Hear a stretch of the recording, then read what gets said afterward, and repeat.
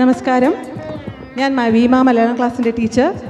ഇന്ന് എൻ്റെ മലയാളം ക്ലാസ്സിലെ കുറച്ച് വിദ്യാർത്ഥികൾ അവരുടേതായ മലയാളം കവിത ആലാപനത്തിനായി ഇവർ തയ്യാറായിരിക്കുകയാണ്. ആദ്യമായി കവിത ആലപിക്കുന്നത് മീനാക്ഷി ഉമേഷ്.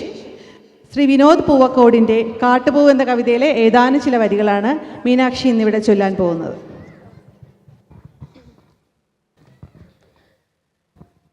ചിതറിത്തെറിക്കുന്ന ചിന്തകളിലെപ്പോഴും നിന്റെ ഈ പുഞ്ചിരി ഒന്നു മാത്രം. മഴവില്ലുപോലെ നീ മനസ്സിൽ തെളിയുമ്പോൾ ഉണരുന്നു എന്നിലെ മോഹങ്ങളും.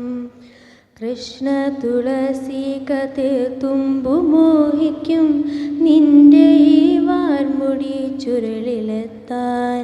പൂജയ്ക്കെടുക്കാത്ത പൂവായ ഞാനും മോഹിച്ചിടുന്നു നിന്നരികിലെത്താൻ. മണമില്ല മധുവില്ല പൂജയ്ക്കെടുക്കില്ല, താനെ വളർന്നൊരു കാട്ടുപൂവാണു ഞാൻ. വിടരും മുൻപേ പൊഴിയുന്ന ഇതിലുള്ള പൂജയ്ക്കെടുക്കാത്ത കാട്ടുപൂവാണു ഞാൻ.